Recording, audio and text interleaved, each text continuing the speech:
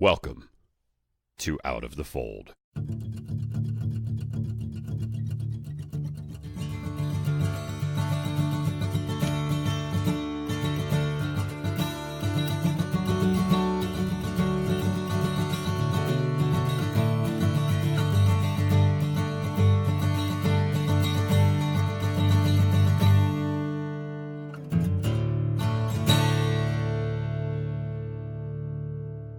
This episode is about Maya, a former Seventh-day Adventist.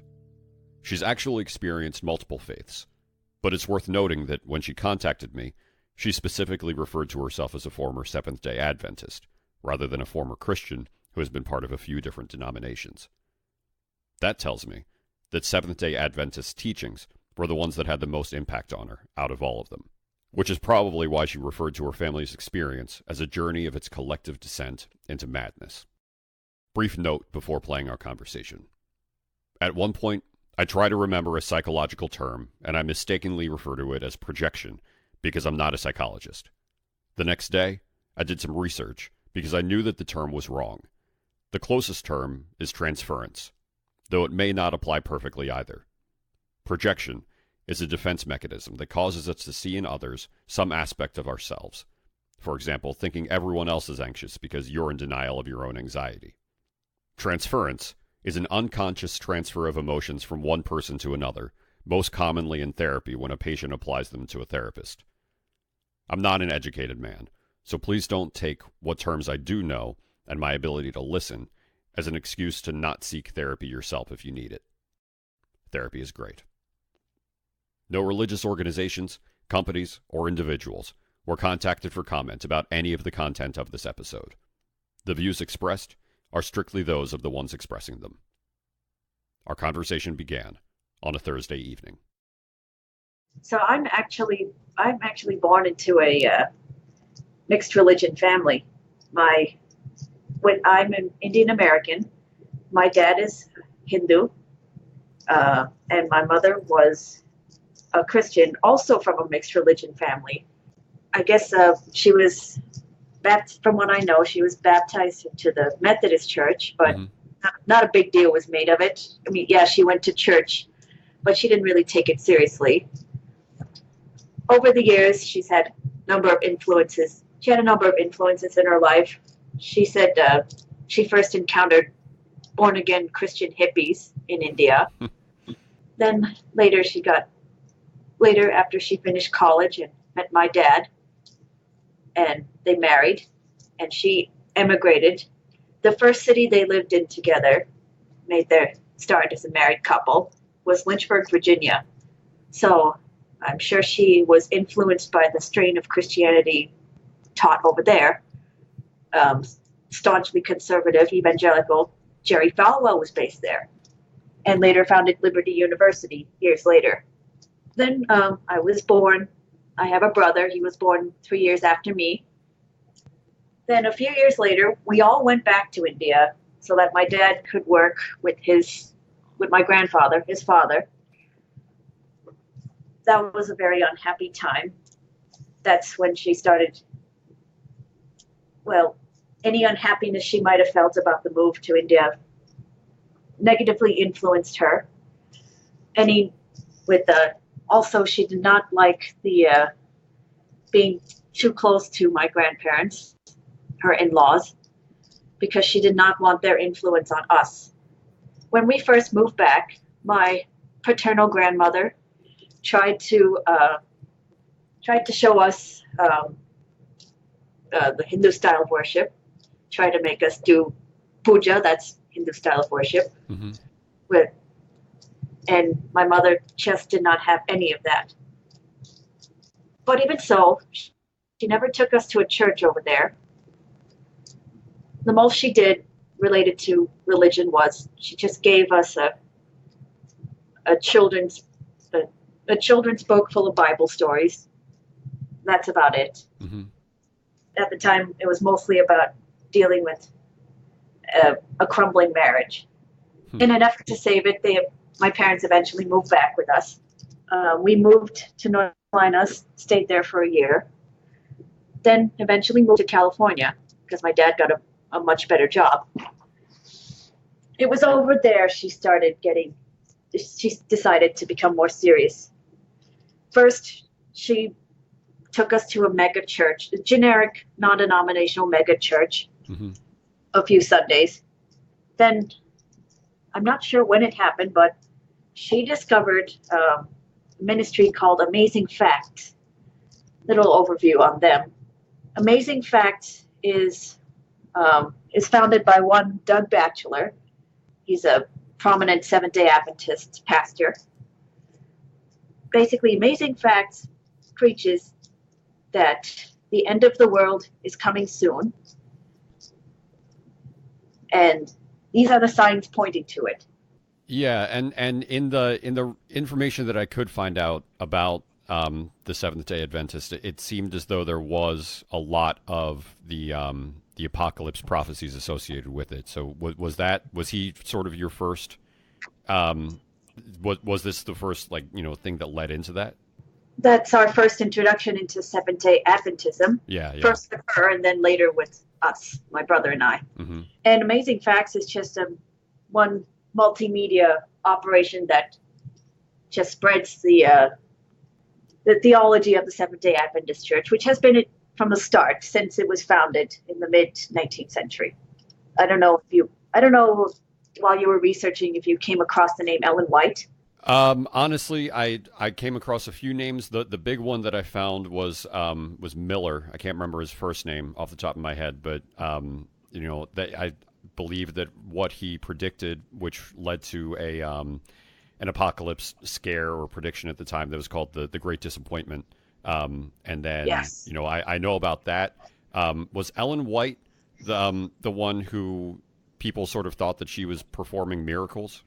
Not performing miracles, but she is considered that she was considered to have spirit of prophecy. Okay. And she was an early follower of the Millerite movement. And anyway, getting back to our story, she came across Amazing Facts, started delving deeper into that. At times, she would make us watch videos put out by Amazing Facts. Then we moved at the time we lived in the San Francisco Bay Area, Cupertino. Then we moved to another part of California, the Sacramento area.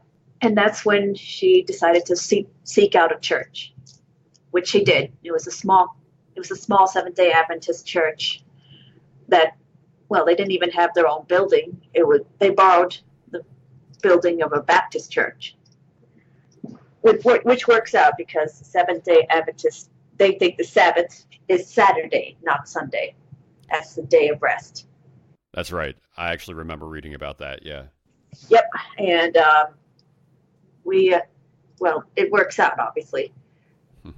They still use that building to this day. I just found that out. First, she went by herself every Saturday. Then eventually she started taking my brother and I. And that was like 2003 or so. In 2004 is when she made this decision she wanted to become a baptized member. And she pressured us to do the same. I remember this time. It's rather traumatic. She had the pastor come to our house and meet with my brother and I. We were just in our teens. And then my dad was also there. The pastor just came to this meeting only it was just a cursory meeting. But in the Seventh-day Adventist Church, they don't allow people to become baptized members until they come of age. So anyone that's 13 or up that has the decision-making capability, they're allowed to get baptized. Mm-hmm.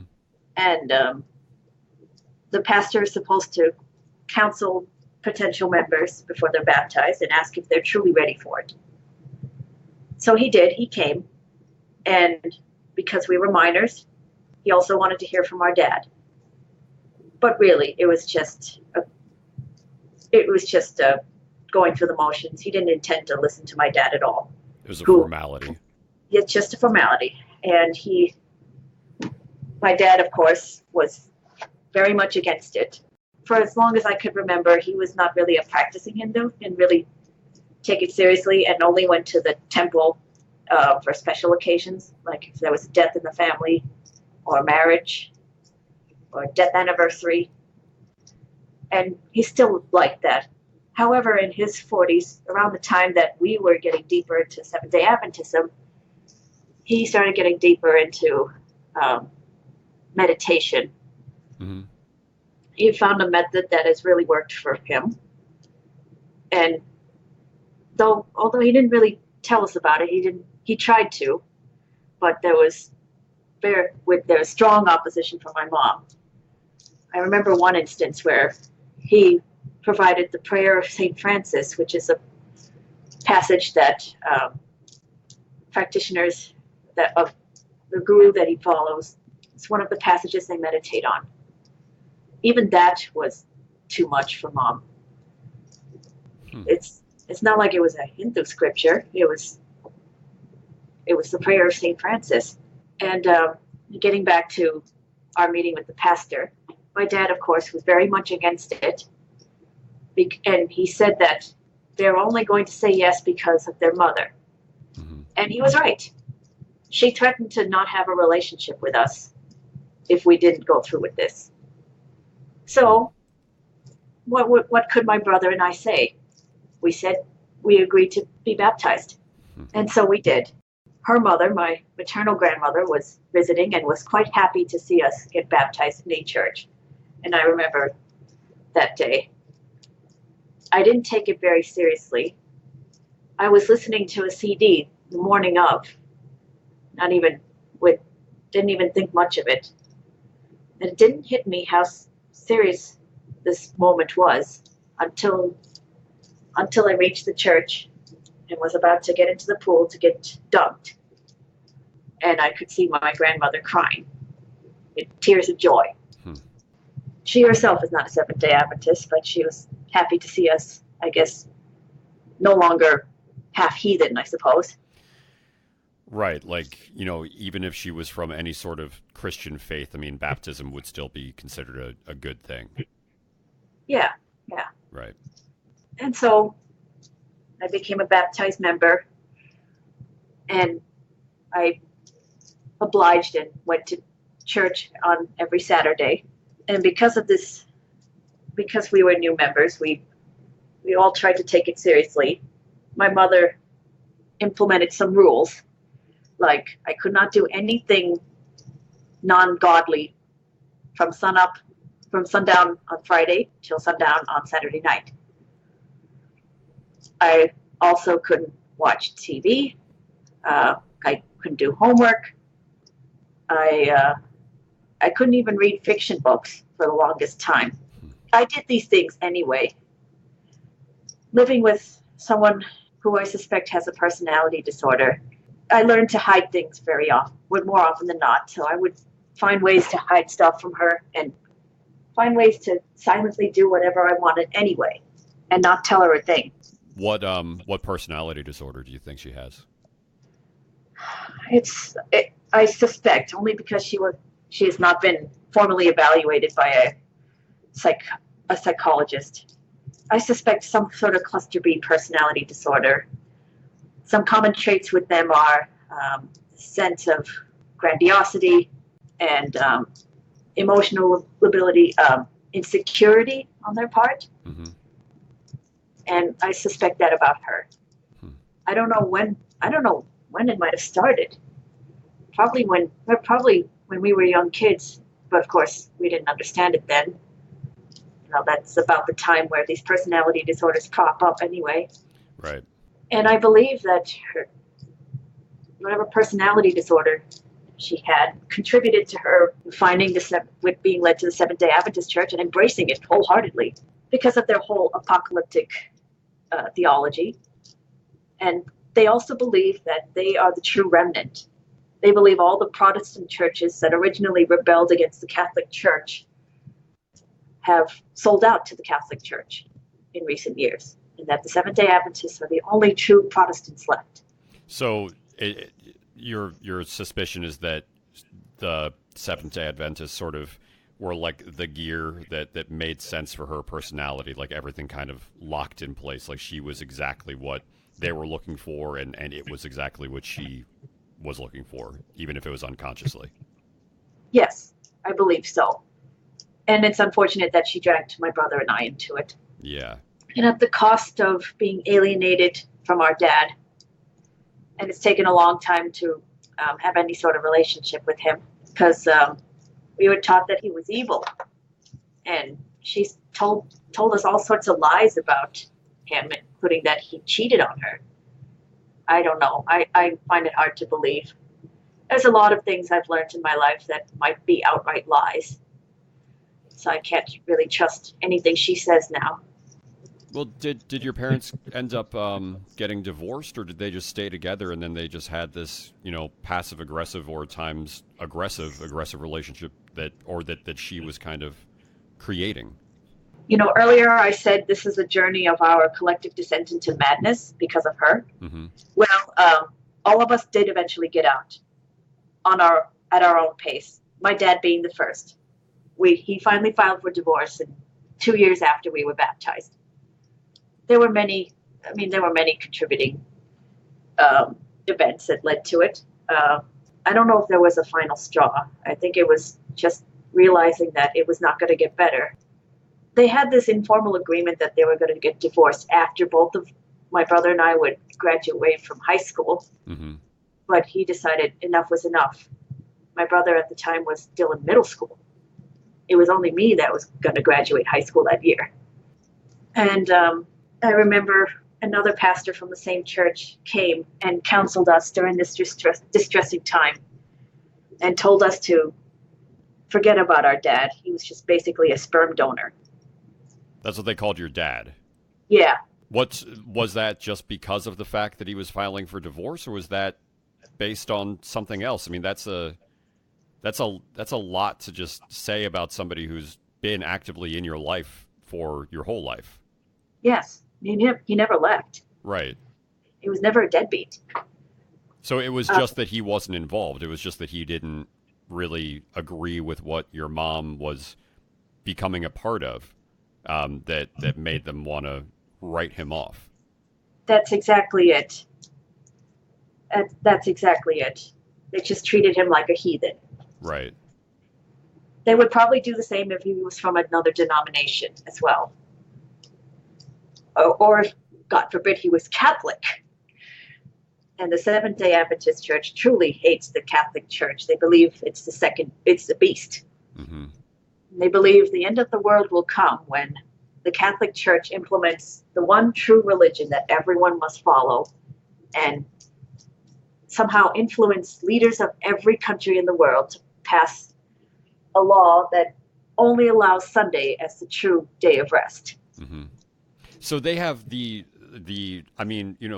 after, like, let's just use, for example, like when the Puritans came over to the United States. I mean, that's like the Seventh-day Adventists basically believed that, like, what they stood for was right, and then everything, even the Protestants, who they considered themselves Protestants at the time, but the rest of them just never truly ended up in the right spot. But the Seventh-day Adventists, they got it right. Is that where you're basically? Am I understanding that correctly? That's exactly it, and that's exactly what the Seventh-day Adventists believe. Okay. Other than those key differences, they're not that much different from other Protestant denominations. Right.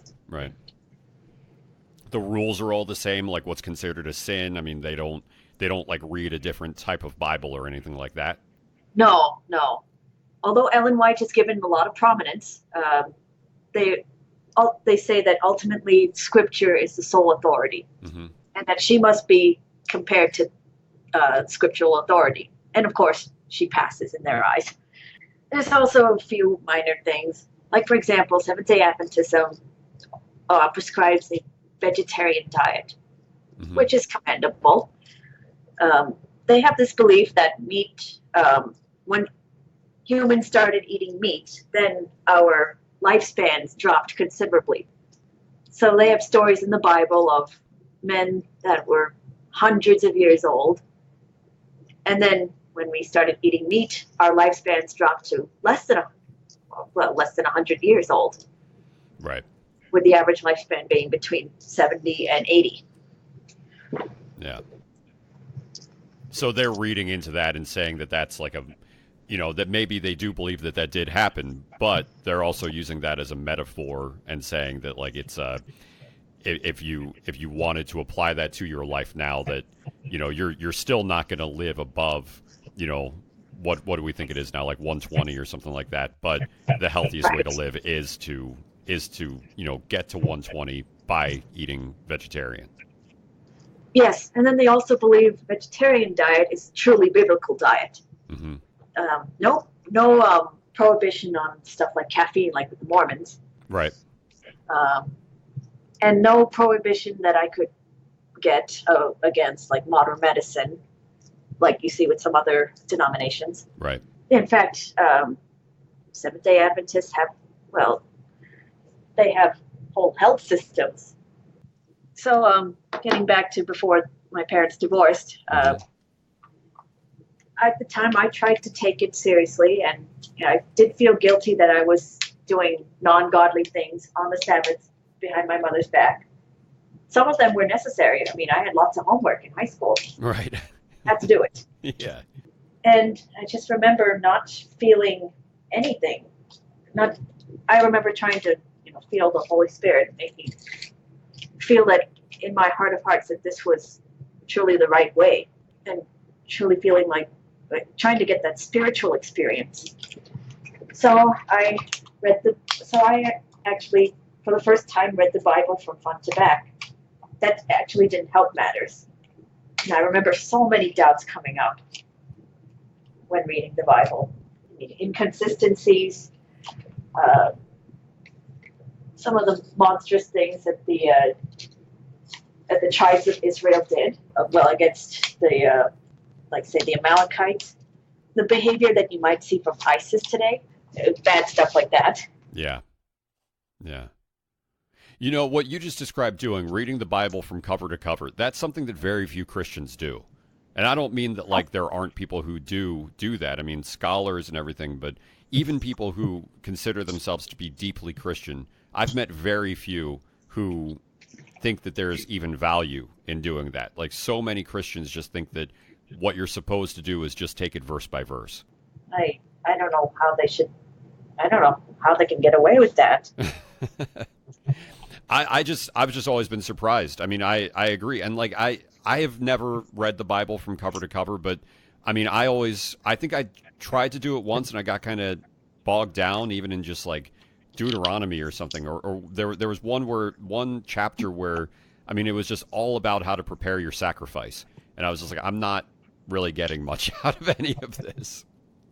Right. And I didn't either. So over the years, I started going to other sources, including so-called Christian intellectuals, people like R.C. Sproul or Ravi Zacharias, another fellow Indian American. And, I tried to make sense that way on an intellectual level, since I wasn't feeling it in my heart. Right. And even that raised more questions. And at the time, my mom heavily discouraged that because she didn't think, but they're not Seventh-day Adventists, either of those two that I mentioned. And she felt that taking an intellectual look at the Bible was counterproductive. In the meantime, my mother was getting deeper and deeper, even attending a course at an Amazing Facts Center of Evangelism, which is also in the Sacramento area. Basically a center that trains evangelists and missionaries to go propagate the Seventh-day Adventist theology, gospel. Mm-hmm. Basically doing door-to-door stuff like any of the Jehovah's Witnesses or Mormons do. Right. And even eventual training for going abroad to do missionary work. She did that, took it seriously, and even dragged us along to where she was being sent to, practice her skills. It was another part of California, closer to Lake Tahoe, Grass Valley. And so she would make me drive there once or twice a week, even on school nights. And oh yeah, there was also at the time there was Amazing Facts would occasionally partner with churches to spread word of their video series on prophecy. Mm-hmm. And they did it at the church that we attended normally, but they also did it at other churches. And the Amazing Facts Center of Evangelism students would often help with that, help spread the word, and also to help the day of running the service and getting the video ready. Mm-hmm. So that's why she took us to Grass Valley. When you say practicing her skills, do you know what that entailed? Practicing how to engage people, the right words to say to get them interested in this video series put out by Amazing Facts. So, like, how to be an apologist and how to basically convince people that what you're saying is what they believe to be the truth. I wouldn't say apologism. I would say more just getting the word out. They were just supposed to go to people that had no idea about Seventh-day Adventism. We at least presumed to not know anything about Seventh-day Adventism or even Christianity in general. Mm-hmm. Just to go out to weaker members of society, not to engage in intellectual sophistry on why their way is the right way. Yeah, that makes sense. Actually, apologism would definitely be the wrong word. Like you said earlier, that she kind of just wrote off the idea of reading the Bible intellectually or investigating Christianity on an intellectual level. Yeah, and it's the Amazing Facts Center of Evangelism also had that same line. They just trained evangelists, and they were basically trained to reach out to people on an emotional level. Mm-hmm. Like I think many churches do that, really. Yeah, I think that's pretty common. Maybe I'm mistaken, but there's something about the way that you're describing this that almost sounds a little bit sinister. And maybe it's just my own interpretation and from some of the things that I've heard before, but like my ears are kind of perking up about some of the things that compare it to that sound comparable to what I've heard. That just, I mean, it sounds like there's a bit of a dark side with all this. And more than just what you've already said, like, you described it as traumatic when these people came in and made you get baptized, and your parents or your mom said, or she wouldn't have a relationship with you. Like, obviously there's something sinister about that, but did you get that sense from even the, from the people that she was surrounding herself with more associated with this group? In some ways, yes. I didn't pay much attention to it. I just wanted to keep my head down. Right. At the time, I was a teenager, so I had a lifetime of being conditioned to keep my head down and not make her angry to come after me, scream at me, physically abuse me. Yeah. And I received some of the worst abuse in my life at a young age. And by the time I reached my teen years, I learned to just submit myself to her. So I learned not to pay attention to warning signs as much as I could, especially around her. But now looking back, yes, I can see it was quite sinister. In fact, now I think of it, the pastor that had us baptized, that visited our house, he often referred to non-believers as heathens. And I think that's quite vicious. He himself was quite a nice man otherwise. Was the things that she was doing, the abuses that you said that you experienced and saw, I mean, were those things that she was, that was what she was doing like sanctioned by the groups that she was associated with, or do you think that was more so just her own personality issues? She kept those well hidden. I think some of them would probably condemn that. Okay. Some. Okay. I never heard any sermons in church about sparing the, that kind of thing, about sparing the rod, spoiling the child. Right. never heard any sermons explicitly condoning child abuse. Sure. In fact, one sermon brought up child rearing, and several parishioners spoke up and brought up their own abuse stories of how that the rod certainly wasn't spared. Yeah. But it was her personality. It was her need to subjugate both my brother and I. And what can I say? If she was ever found out, I'm sure she could go to someone, appeal to authority, appeal to the Bible, and that would be it. That's terrible, Maya. Really, it's terrible. In some ways, I think she used religion as a tool, mainly for her benefit. And then eventually she drifted away. I'll come to that later. She drifted away to a church that's more pure. She just discarded the Seventh-day Adventist church. Just like that. How long was she in it? Let's see. We were baptized in 2004. And then we moved to Colorado Springs, 4 years later.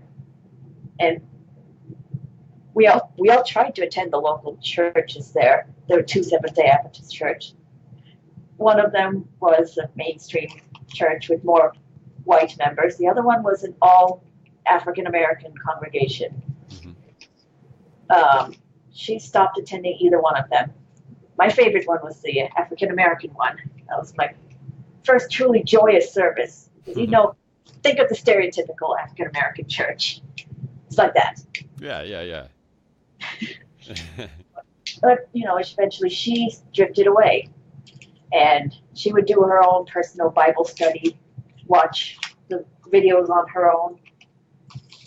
At the time, she was also getting deeper into conspiracy theories. She'd find videos on YouTube and just watch them nonstop. And at first it was InfoWars and Alex Jones. Then it was some other people. And then at the time, she also encountered Messianic Judaism and decided she wanted to be more pure, so more like a Hebrew or Hebraic. And then she found another offshoot of Seventh-day Adventism called World's Last Chance. It's a small group, I guess, based in Australia, the former members of the Seventh-day Adventist Church, who believe that even the Seventh-day Adventist Church are no longer the remnant. They've sold out. And they had their own Sabbath calendar based on lunar cycles, I guess. Trying to borrow from borrow from the Jewish calendar, which is also lunar based. Yeah. And she, she would make me, at the time my brother had left her, got out, went back to my dad. So it was just me. And she would make me fast from sundown to sundown on whenever the Sabbath day fell. And I just remember feeling weak and sleeping a lot. How old were you at that time? I was in college, but I was pressured to move back into the house, move to Colorado Springs. I was attending college in California for the first time was on my own. But she pressured me to move back in my 20s. And I completed my college education in Colorado Springs. Why were you pressured to move back? Because she said if I'm going to be away from her, then she wouldn't want wouldn't want a relationship with me. And she didn't want me to be close to my dad, even as an adult in college on my own for the first time. And so I felt I had to go back. She had me conditioned to basically to do everything she wanted me to, just be submissive to her. Yeah. Part of that was her, and part of that is also Indian culture. We respect our parents, and when children are grown, they're expected to start taking more of a role and taking care of parents. she took advantage of that. Because really, it's supposed to be when the parent is much older and they can't realistically take care of themselves on their own. But of course, she started, which she wanted that even before. You said you had a younger brother also, right? Yep. Was there an element of wanting to protect him as well? No, I by the time I moved back, he had left. Oh, okay. All right. So my brother and my mom moved in 2007. This was a year after my parents divorced. And shortly after, well, he didn't like it. He didn't like being the only person in the house with her because he was a major target of abuse. In fact, in some ways, he got it worse. And he was starting to fight back against her. And he was starting to rebel against Christianity, Seventh-day Adventism. The time came where he was going to visit my dad over the summer, which he did. And shortly after he came back, he told her that I don't want to live with you anymore. I want to go back to him. The deal was they would wait until the school years until he could formally move back in with my dad. Mm-hmm. But things got so bad between them that he had to leave. He was kicked out of the house. He was kicked out of the house 2 months after he came back from that vacation. So in the middle of a school year, he left. He was thrown out and went back to California. It was after that's when I was pressured to move back. So the pressure was mainly to be submissive to her, be the good child, because my brother was gone. She didn't have him anymore. So I felt the obligation to at least be there for her. I thought it was the right thing to do. And I did what I could to give in to her every whim. She also had a way, I think I mentioned earlier, that she used religion as a tool mainly for her benefit. Yeah. And, she did that. At the time I was living with her, she had me forge tuition bills to claim room and board as if I was living at the dorms. My dad refused to pay room and board if I was going to live with her. So she made me forge tuition bills claiming room and board so that she would pocket the money. You mean like you had to use like a word processing software or something to like make it look like there were like you were being charged for room and board, and then you would have to give that to your dad and then he would pay whatever was on it? That's exactly what I did. It's exactly what I did. And I remember telling her that this goes against the 10 Commandments. Right. And I remember telling her, I guess in a moment of despair, that you're keeping me from salvation by making me do these things. Yeah. She justified it by saying, he's stolen money from me and he's evil because he's not a Christian. That's how she justified it. This is not condoned by even mainstream Christianity, but there is that general attitude towards heathens, non-believers. Yeah, I think I even remember that, at least, again, you if you've actually read the Bible from beginning to end, you would know better than I do, but I don't think that's scriptural, that like just because somebody believes, that means that you can do whatever you want to them. No, it isn't. Right. No mainstream church will condone that, and right. Definitely the Catholic Church. Huh. But if she were still attending church at the time, and she was ever found out, or if I had the guts to go to the pastor about these dilemmas, I don't know what they would think, if they would care. I think they would. Some certainly would. Yeah, I think so. I mean, I think that. I mean, I don't think that every pastor, every priest, all of them are corrupt. I mean, I sincerely believe that there are a lot of them that take morality very seriously. Yes, but at the time I feared going against her. Sure. I'd also been conditioned with the threat of, going against her, the threat of hell. That threat of hell was also dangled in front of my brother and I when we were baptized. Yeah. The Seventh-day Adventist belief about hell is a little different. It's not an eternal lake of fire where people burn forever. Mm-hmm. It's more like when we die, we go to sleep. But then when on Judgment Day, all of us are revived and we're judged by God, who is the judge. And Jesus is supposed to be our advocate, but if he's not, then he can't defend us. And then once we receive our punishment, we burn up. That's all. We just become nothing. So, like, you die, and then if you wake up and Jesus is there, then that means that you are in heaven or going to be taken to heaven. And if Jesus isn't there, then you burn up, and that's it. No, how it'll work is with the apocalypse comes, the world is destroyed. Then for millennium, those that are saved from the get-go, they pore over the books and look at the lives of various people, including their loved ones, and they get to see what they did. And then the time comes where heaven descends to earth, the new kingdom is established. Then everybody who was left behind is revived from the dead, and then they're judged. If they were left behind before the millennium up in heaven, they're basically lost. They did something wrong, and they're going to be formally judged and sentence carried out. Gotcha. Okay, excuse my misunderstanding. Still, that was enough to strike fear into me. Yeah.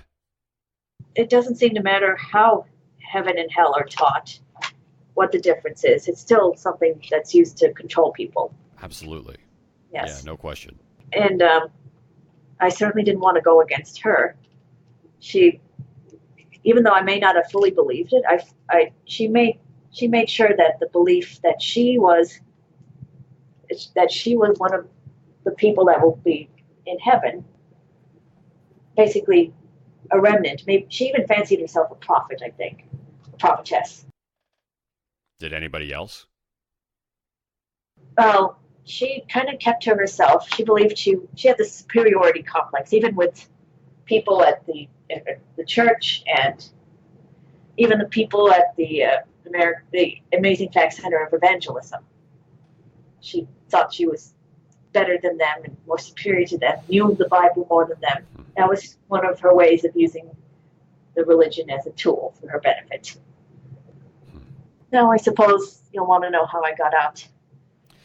Yeah, absolutely. If that's the next thing that happened, then definitely. It was a slow process. To be honest, I don't know if I truly accepted it. I did my best to go along with it, mainly because of fear and partly also because of genuine effort to give it my best shot. Mm-hmm. But I started drifting away as soon as I enrolled in college. I enrolled at a liberal arts all-women's college in Oakland, California called Mills. Mm-hmm. It was my first time living away from home, although for a year I would go back every weekend. But it was my first time away, first time I didn't feel obliged to attend church service. And I started having this fascination with cults in general. Yeah. Kind of understandable now looking at it. Yeah. But I started, at the time YouTube was still quite new, but there were other places that had videos about cults such as the Moonies, the Branch Davidians, Jonestown, mm-hmm. and Scientology. So I first enrolled in Mills College in 2006. 2008, while I was living in the dorms full time and my mother was in another state, there was some sort of catalyst. And so there was this whole controversy with Scientology, taking down a video off YouTube with Tom Cruise looking all sorts of crazy. Yeah. And people on the internet got mad, and those that are more savvy than me launched a DDoS attack and basically disabled their website. From that, a real protest movement came about, where people would protest against the Church of Scientology, and they would wear a mask. Something must have called me to it. maybe it was maybe subconsciously it was my way of fighting back against this sort of negative force that works on controlling people. I didn't connect it with the Seventh-day Adventists or my upbringing at the time, but now I do. Sure. I was out there wearing Guy Fawkes mask and protesting outside the local center in San Francisco in the financial district. And then I contributed by printing flyers, making flyers myself, listening to leaked audio of Scientology works because they copyright everything, try to keep it off the internet. Yeah. Sue people if they publish their secret works. So I would listen to audio and transcribe it. And that's how I don't know, it felt right at the time. I would have probably, with a lot of people in their 20s, fallen to activism. So this is nothing new, I suppose. I mean, you say that it was sort of like you were, it's almost like projecting like your own experiences and like, I don't know, projecting is actually the right word. What's it called? Where like you take somebody else that has similar qualities and you sort of, I guess you sort of project this other thing that you experienced onto that, and then you can you can direct emotion towards that and kind of work through your own things that you were going through or that you've been holding back. It sounds like it's a little bit of that, but it sounds like you could also have been, you could have probably been empathizing with the people that were fighting against it. Like, I'll bet you probably saw something in them as well. Yeah, I did. I just didn't connect it with what I was going through. Right. Well, it's unconscious. It's unconscious when it happens the first time. Like, I never expected that I would start getting involved with like these groups that help ex-Muslims to get over to safer countries and things like that. But I found this incredible connection to ex-Muslims and the people that do that.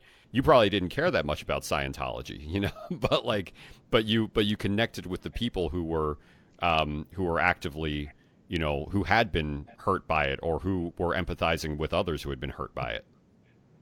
Yeah. Yes. And my activism ended as soon as I moved to Colorado Springs to live with her. My mother somehow found out about it and somehow found a journal that I was keeping. At the time, I feared that she had, these extrasensory abilities, because she told me one day that I did something bad in California and that I was running away from it. She was going to find out what it was. At the time, my grandmother was visiting the U.S. for the last time. And I was dropping her back at the airport. We lived in Colorado Springs, so I had to drop her off at the International Airport in Denver. Mm-hmm. Before I had left with my grandmother, I wrote a letter saying what I did and put it in my mother's newspaper so that she could read it, mull over it until I got back. Mm-hmm. I basically did confess to all that I was doing, and I said that it's not a skeleton in my closet, it's more like a hidden trophy. I had a shred of defiance then. I came back, she had ransacked my room and found my journal. And she wasn't happy with what was in my journal, which didn't have too much, but it had some entries that were construed as against her. And she threatened to kick me out of the house, leave me homeless. And she basically said, "You deserve to be out in the streets and raped," stuff like that. Oh my God. Yeah. So yes, this journey out this journey into madness is not so much. It's Seventh-day Adventism plays a part in it, but it's also dealing with someone who's had serious mental illness. Have you landed on your feet? Like how are you doing now?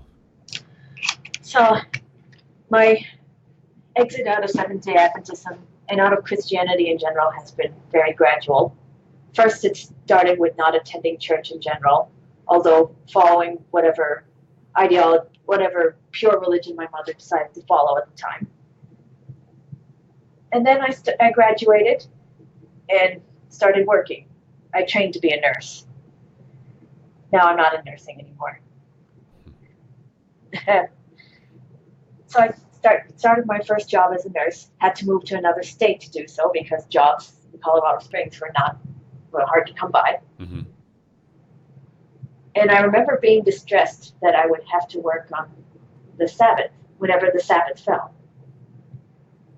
And, I had to get over that quickly because every nursing job, especially for a new person, requires every other or even every weekend. So I had to get over that fast. And the way I rationalized it at the time was, God won't send me to hell for doing good work on the Sabbath, taking care of the sick patients. Right. So that was one step.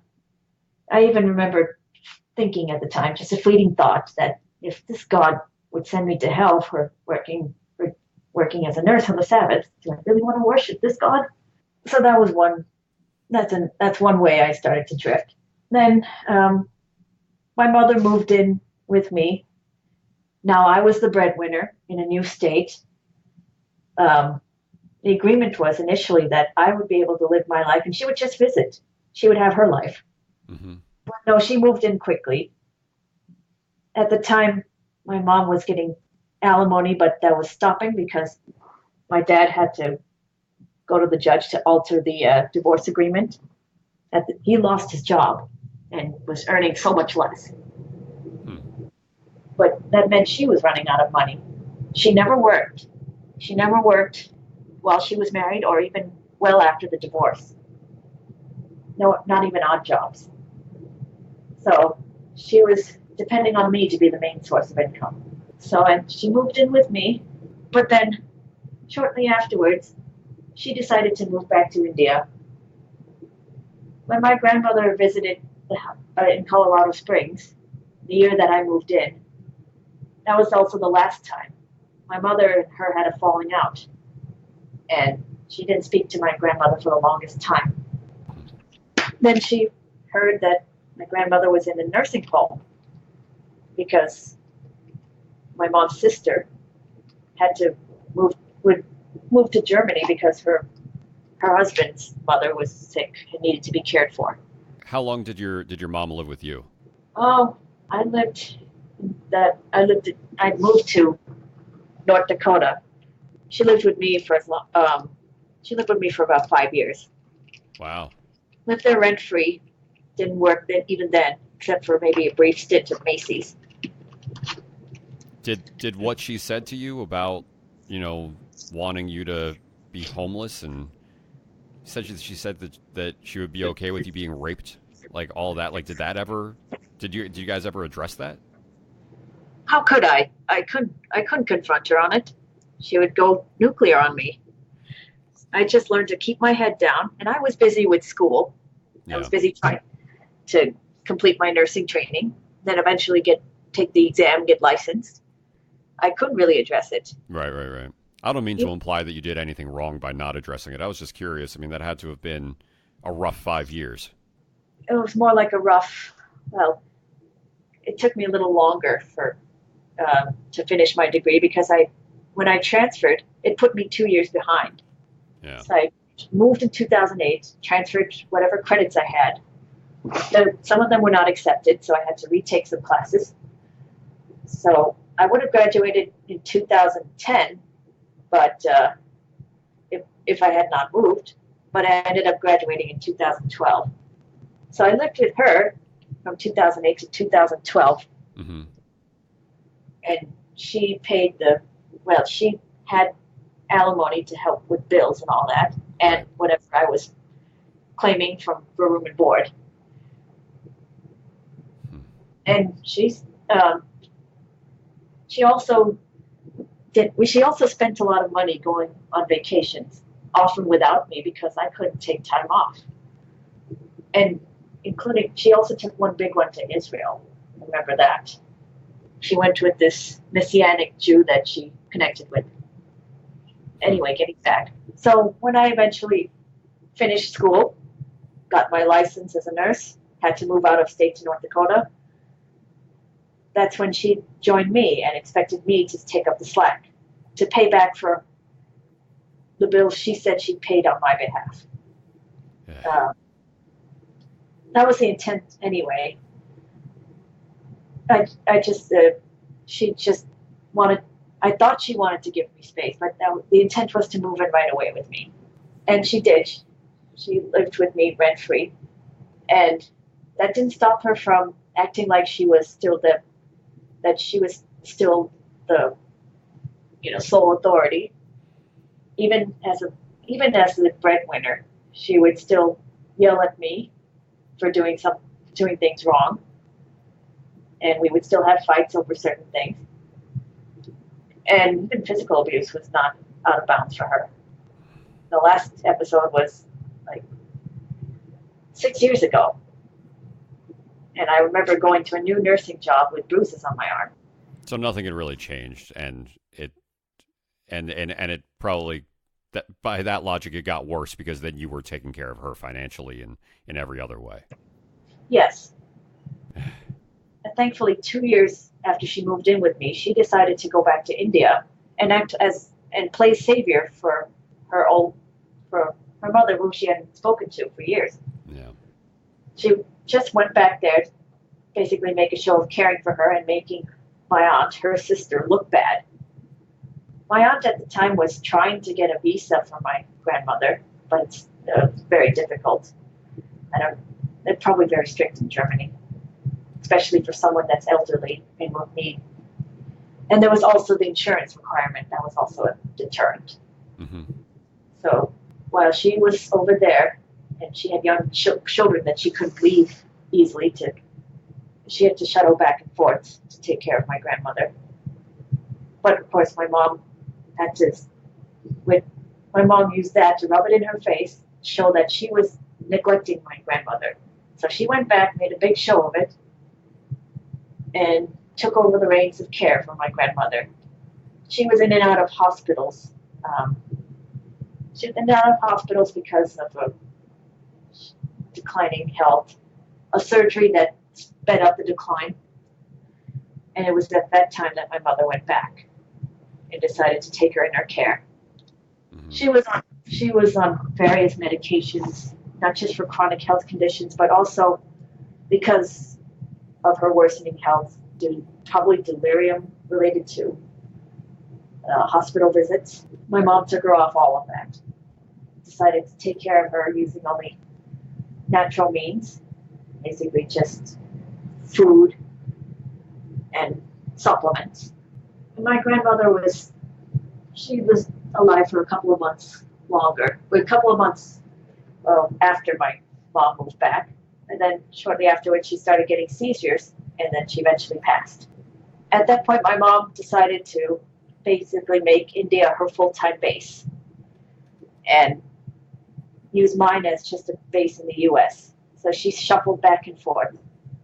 She would spend half the year in India and then half the year in my house, mm-hmm. doing nothing. But thankfully, that provided enough space for me to think. Right. I'd silently made up my mind to have nothing to do with Christianity.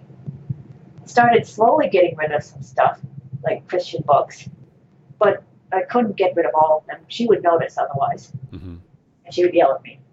And then at the time, I'd also started to develop a friendship with a doctor, one that I worked very closely with, because at the time I was working as a nurse in the post-anesthesia care unit. So he was an anesthesiologist,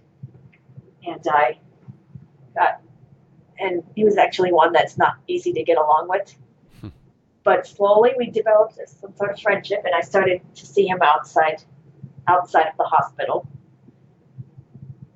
And slowly I would start to tell him things, not even consciously. It's just stuff like, oh, I pay for my mom's car, or I pay for such and such thing on her behalf. Yeah. And he was like, that's not You can't do that. You can't even afford it on your salary. And he was right. With the alimony dried up, she was relying more and more on me. I had also started graduate school, and she used that as a way to get money because my dad had also generously agreed to pay for graduate school in an effort so that I wouldn't have to take out loans, or at least minimal loans. Of course, I did end up taking out loans because she said, "You're going to transfer that money to me." It wasn't asking. She told me, "That's what you're going to do." Oh my God. And that started my way out, not just away from Christianity, and Seventh-day Adventism, but also getting out of her influence once and for all. And that's what I did 2 years ago. 2 years ago, I said, enough. I'm not going to steal money from my dad anymore to transfer to you. Mm-hmm. And that was also the year I not only kicked her out, but I decided to formally reject Christianity for good. I got rid of all the Christian books I had, all the Christian DVDs I had, and even the Bible that I had. The one that I had had for the longest time that I read cover to cover. I wasn't really attending any Seventh-day Adventist church anyway, in Colorado Springs or North Dakota. But I finally was able to break free from that. And I also started to see a therapist. And you know what she diagnosed me with? I was surprised at the time, but now I know it makes sense. With post-traumatic stress disorder. For the longest time, I thought I might be on the spectrum, autism spectrum, because not only would she call me autistic, but I thought my behaviors were just like that, like someone on the spectrum. But now I know that some of my behaviors were more like a result of trauma. I want to ask, just out of curiosity, is part of the reason that you're doing this show, do you think that doing this might be to some degree therapeutic? In some ways. There's nothing wrong with that, by the way. I'm just wondering if you've thought about it like that. Maybe so. I hope I spoke enough about my experience in the Seventh-day Adventist Church. I know it's not the same as someone that's born into it. No, you didn't do anything wrong whatsoever. I think that people have had all sorts of experiences with religion, and for what it's worth, I mean, my dad is a psychologist. I don't claim to know everything about personality disorders or everything about psychology, but I mean, PTSD, unfortunately, makes sense for what you're describing. Yes. And maybe in some ways it is therapeutic.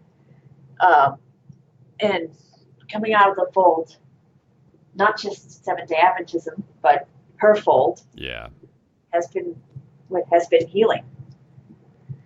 And it seems like anyone raised in religion, especially one that's more fundamentalist, that trauma is often accompanied by it, whether it's at the hands of a parent or someone else, like a pastor or a priest, or a spouse, as I've been listening to some of your episodes with other people. Yeah. How are you feeling these days? I mean, how are you? I think I already asked you, just sort of how are you doing now? But I mean, with the therapy, with everything that you've been, that you've gotten rid of. I mean, first of all, how do you identify religiously now, and how has your mental health changed as you've begun to accept who you are and what you believe? That's been a slow process. I've been in therapy for the last 2 years now. I've had some EMDR sessions because I didn't realize how deep trauma went. Mm-hmm. Some of it influenced by being in the Seventh-day Adventist Church, but some of it independent of that. As I said, she used the religion as a tool. Right. And how do I identify now? I feel I did go through an angry atheist phase, although I can't say I fully embraced atheism. It was more like anti the God of the Abrahamic religions. Right. Now I am slowly exploring, I guess, the religion of my father and my grandparents, even, well, my forefathers on all sides. Because at some point, even my mother's side of the family was Hindu. Right. I think they were first converted with my maternal great grandfather. He was from a landowning family, and he converted, I think, for convenience to help get a civil service job. Mm-hmm. And he changed his name. I don't even know what his name was or what his history was before he converted. He converted and changed his name to an Anglo name. But I suppose I feel called to embrace, religion of my forefathers on both sides, because I feel Christianity is just not natural for me. And that for someone like me, it's Christian with conversion feels more like a cultural genocide. Yeah. And it feels like some sort of disconnection. Well, the way that you just described it was very close to home for me as well. With the when you said like you sort of went through an anti-theist phase, if that's what you can, I don't know if that's the proper term for saying that you kind of like you believe in the God of the Bible, but you don't want to worship that God. It's like, at the time when I was questioning my faith, I felt the exact same way. I was like, I'm not ready to say that there is no God. I'm just willing to say that this God is like a mad king that I want nothing to do with, but I accept that he's on the throne. I'm just not going to, actively do things to, kiss his feet, and then it's like, once you kind of have that thing happen, it's like, it's kind of natural to eventually go towards either saying, I'm going to worship another God, or I'm going to completely get away from religion as a whole. It sounds like you're sort of in between the two right now. Like you're trying to figure out where you go from here. I'm more inclined to embrace Hinduism, I suppose. Yeah. In Hinduism, we actually, they do actually believe in one God. Yeah. One. And there are many deities. They're just manifestations of this one God. Mm-hmm. It's hard to look at the Abrahamic God in that way. I can choose not to worship, and I don't want to. Many of the Hindu gods have very human qualities, and it seems like the Abrahamic religion has the worst of them. The Abrahamic God, I mean. Yeah. It's supposedly a jealous God, doesn't want people to worship any other God besides him, and is more than willing to kill off humanity. And you know the story of Noah and the flood. Yeah. Right. So I look at it that way. I visited my dad just recently over the holidays, and a family with one of his cousins. He gifted me two. They're called idols, but they're not. They're more like representation of two of the Hindu gods. Mm-hmm. And I've got that now with me. And I've started doing regular puja for them every morning. I feel more comfortable embracing that. It's a lot to learn, especially getting over the conditioning that it's wrong and that polytheism is devilish, evil. But I feel it's right. Well, your voice kind of changed when you were talking earlier about your father trying to get into that sort of meditation, and your mom not being okay with it at all. Yeah. It sounded as though you were, like you thought that it was somehow right or nice, or there was something about it that felt good for you. So I'm glad that you're back into doing that. I mean, I think that that's important. I don't want everybody to be an atheist or to be whatever I am. I want people to be what feels right to them, and I hope that is not some incredibly fundamental damaging belief that's going to end up hurting them in the long run. It sounds like you found a good balance. Yeah, and I don't think his practice, if anything, it's helped him. He's been at it for 20 years. Mm-hmm. And it's helped bring him some peace. I think I'll go along. I find myself going along those lines as well. Does your father know about the things like the fake bills? Oh, I told him. I told him. He said he suspected, but didn't say anything.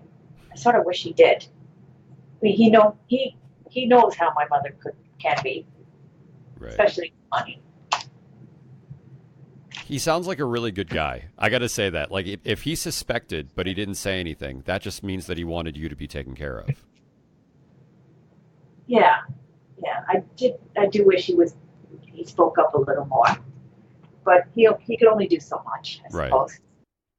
Right. Like maybe that was, like, yes. I mean, he probably. I get that you would want him to have spoken up more, but maybe this was like what he thought that he could do, something like that. I don't know. I mean, if we talking about psychology a little bit and with your mom and all this, so I'm kind of familiar with those cluster B personality disorders, and I know that you said that like she wasn't diagnosed with anything, or she hasn't seen somebody that could diagnose her with these, but that's what is it? It's antisocial, borderline, narcissistic, and there's one other one I can't remember what it is, but Histrionic. yeah, histrionic. You're right. I mean, those what you're saying that she was going through, or what she, how she treated you with, in those ways. I mean, that fits into that mold. And do you think that like if she didn't find religion, that maybe she would have found something else? Like, if you can't find a hammer, then you're going to grab an axe, that kind of thing. If we refer to it all as tools, and I don't know if you would actually know the answer to that, but it sounded like she was just looking for something that made her feel somehow whole and justified. Perhaps so. If it wasn't Christianity, it would have been any other religion. She could. Um, she has some sort of hole in her psyche. Right. She needed something to fill it. When was the last time you spoke with her? Oh, I think it was a year ago. Yeah, it was a year ago. I don't intend to hear from her, and I don't think she will express any sort of remorse. I don't see any sort of reconciliation, even not necessarily because I left the fold, but also because before I have any sort of relationship with her, I want her to express at least some remorse. All that she did. Yeah. Before you started questioning your own faith, I mean, would you even say that you really were a firm believer at any point, or would you say that you were just sort of traumatized and to a degree brainwashed? I'd say was traumatized and brainwashed. And it's unfortunate that nobody in the church really noticed or wanted to take my brother and I under their wing. Maybe I would have stayed in the church longer. Maybe I would have, embraced it. And then I would see it as a positive until it didn't become one. My Right. journey out of the fold would have been longer. Yeah. Yeah, like you could have just been associated with a church that was like there are a lot of Methodists that are kind of, I don't want to say like they're casual Christians, but they're like, for the most part, I mean, they accept gay people, they don't think that like, they're pretty, for lack of a better word, they're pretty chill about things. It sounds like you probably would have always ended up not being a Christian anymore, but at least you wouldn't have all these incredibly negative experiences that either pushed you over the edge or that will be what you think or what you perceive religion or Christianity to be. On the other hand, I'm kind of thankful that I had. Well, I'm not saying it was a good thing, but in a way, I suppose the positive that came out of my traumatic upbringing was I got out of Christianity faster. Also helped that I read the Bible cover to cover, and also helped that I got to see how evangelism works. And now I know for sure that I'm strongly against it. And not just against Christianity, but all the Abrahamic religions. Yeah. I'm with you. I mean, I don't think that necessarily religion as a whole is wrong, but I actually really respect the fact that that you have this view that to some degree you're thankful because it showed you how terrible it really is, and like you probably also know that it could be worse, but you got out of it sooner than you might have.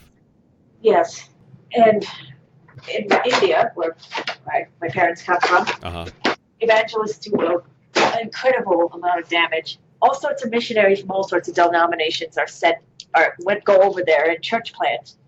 And when they do, well, their believers become strong, well, even more fundamentalist than American believers would. Yeah. And they cause disharmony in the community and destroy temples. Yep.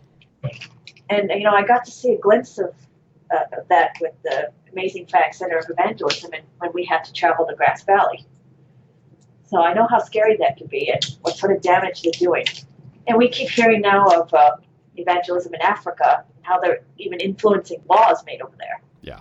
I did have a conversation with an ex-Hindu who's he lives in India right now, and we had the interview over Skype, and he's in India and I'm in the United States. So it was really fascinating also talking to him. I mean, he talked about the Muslim influence, and while he was over there, while we were having the conversation, there was a chant that was happening in the background. And it was a Muslim chant. I can't remember exactly what it was, but probably a prayer. Yeah, I mean it was like a daily prayer that was happening, and it went over the loudspeakers of a particular area. My guest was really annoyed while it was happening, but I really wasn't expecting to talk to an ex-Hindu, honestly, because I've known a lot of Indian Hindu families, and I mean, they've been incredibly kind. They have a lot of the perspective that you just had about the like they're not polytheistic. They're multiple manifestations of a monotheism, of a monotheistic God. But his experience with Hinduism was that his family almost got into it in like a culty way because so many Hindus where he's from were taught to at some point in their lives find a connection to a guru, and then the gurus can be as unfortunately as corrupt as priests or pastors can be over here. Sexual abuse scandals and things like that. I realize that, but thankfully the one benefit in Hinduism is that while there is encouragement to find a guru, ultimately it's your path that you take. It's the discoveries you make are your own, and some gurus actually help with that. Others are more like money grubbers and build up cults of personality. Right. And the other good thing about Hinduism is that there is no threat of eternal hell, eternal torment for getting it wrong. In fact, Hindus believe in the continuous life cycle, in that we get born into a different life form every time. So we die and we're born again, either as a human or some other living life form. Yeah, reincarnation. Yes, reincarnation. Yeah. At least there's that. Yeah, it's almost hopeful. I mean, it's a little bit scary if you're not a good person, but I assume that maybe the idea of being born as something that is not that appealing, like some sort of bug, would maybe dissuade somebody from doing something that they shouldn't be doing, more than a lake of fire that you can't really imagine or you can't really picture because you have no image of that sort of thing. Right. And a lake of fire formed by a very temperamental, narcissistic God. Right. With the kind of personality that I encountered with my mother, actually. Yeah. Huh. That's like pure narcissistic megalomania. Yes, yes. In its most pure form, your mom was acting like the Christian God. Yes. Well, Abrahamic God. Yeah. But it's the same in Islam as well. Fair enough. Yeah. The Abrahamic God. I don't think I've got any other questions. I mean, I was just thinking about what you said about, when like you learn about hell when you're a kid. I mean, obviously there's much more to the Abrahamic religions than hell. I don't want to make it seem like, you go into any church, whether it's Seventh-day Adventist or anything else, that like all they're going to be talking about is hell. I mean, a lot of what it is can be, really good things about like taking care of, your communities, which, I think there's nothing wrong with that. But, I remember the first time that I heard about hell, and it was like about nothing. I was shocked that what was being talked about was relating to something that could drive somebody to hell. And it was terrifying, and it turned me into like an evangelical for a solid year out of my life, out of absolute fear. It sounds like you had a similar experience. Like, it doesn't sound like you were ever a believer because you wanted other people to be doing well. It sounded like you just believed it because you just wanted to experience the least punishment possible. Yes. I've never truly felt a genuine love for God, at least in the Seventh-day Adventist Church. And, even I was even encouraged to spread the word in my high school. They were running that same video service that I was helping my mom with in Grass Valley. Mm-hmm. We would drive there, but the video series was being held in my local church. I was asked to hand out flyers at my school to spread the word. Mm-hmm. You know what I did? I chickened out and I just left them on the cafeteria table. With one empty cafeteria table just left. I'm sure they threw it away. Probably. So if you get more into, I actually just thought about this question. If you get more into Hinduism, let's say that you decide that this is the path that you want to take, do you think that you're going to believe in that God? Do you think that like that's going to be, and this might be really, too far into the future to really know, but do you think you're going to fully believe in God in the way that other Hindus believe in God? Or do you think that God is going to be like a symbol for something else, something just greater that you'll understand later? Probably the latter. I think the trauma that I've been through has affected how I connect with any sort of a deity. Yeah.